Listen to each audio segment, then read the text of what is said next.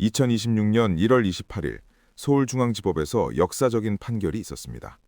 김건희 여사에 대한 1심 선고 결과 징역 1년 8개월의 실형이 내려졌는데요. 하지만 그 내용을 들여다보면 검찰의 구형과는 상당한 차이가 있었습니다. 앞서 검찰 특검팀은 국격과 사법정의를 훼손했다며 징역 15년을 구형했었죠. 하지만 실제 선고는 10분의 1 수준인 1년 8개월이었습니다. 이렇게 큰 간극이 생긴 이유는 재판부가 핵심 혐의들을 대거 무죄로 판단했기 때문입니다. 이번 재판의 쟁점은 세 가지였습니다. 도이치모터스 주가 조작, 명태균 씨 관련 여론조사 무상수수, 그리고 통일교 측으로부터 받은 금품 수수 의혹인데요. 법원은 이 중 단 한 가지만 유죄로 인정했습니다. 가장 큰 관심을 모았던 도이치모터스 주가 조작 혐의입니다. 2010년부터 2년여간 8억 원 이상의 부당이득을 챙겼다는 내용이었죠. 하지만 재판부는 김 여사를 주가 조작의 공동정범으로 단정하기 어렵다며 무죄를 선고했습니다. 재판부는 김 여사가 시세 조정 상황을 인지했을 가능성은 열어두었습니다. 하지만 직접 작전을 짜거나 주식 거래를 지휘하며 범행을 주도한 몸통 역할을 했다고 보기엔 증거가 부족하다고 판단했습니다. 법정 용어로 기능적 행위 지배라고 하는데요. 쉽게 말해 주연이 아닌 단순 전주였다는 논리입니다. 두 번째, 명태균 씨로부터 58차례에 걸쳐 2억 7천만 원 상당의 여론조사 결과를 받았다는 혐의도 무죄였습니다.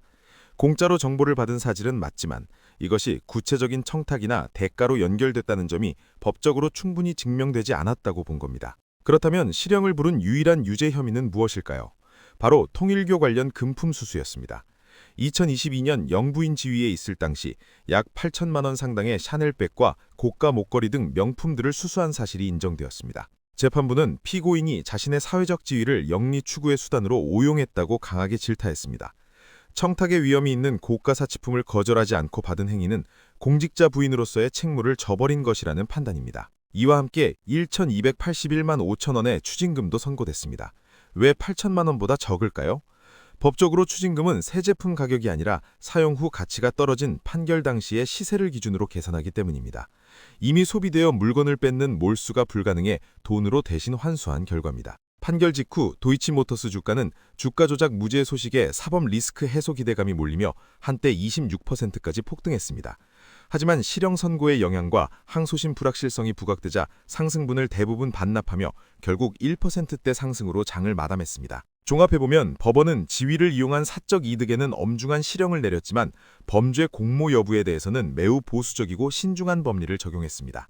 15년 구형이 1.8년으로 줄어든 결정적인 이유입니다. 이번 선고로 대한민국 역사상 처음으로 전직 대통령 부부가 모두 1심에서 실형을 받는 기록을 남겼습니다.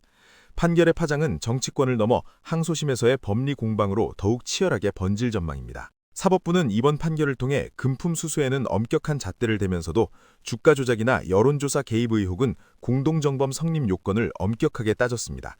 법과 원칙에 충실하려 했던 사법부의 고심이 읽히는 대목입니다. 과연 이번 판결이 2심에서 뒤집힐 수 있을까요? 공동정범의 범위를 둘러싼 검찰과 변호인의 싸움은 이제 2라운드로 접어들었습니다. 정의의 저울이 다음엔 어디를 향할지 온 국민의 시선이 집중되고 있습니다.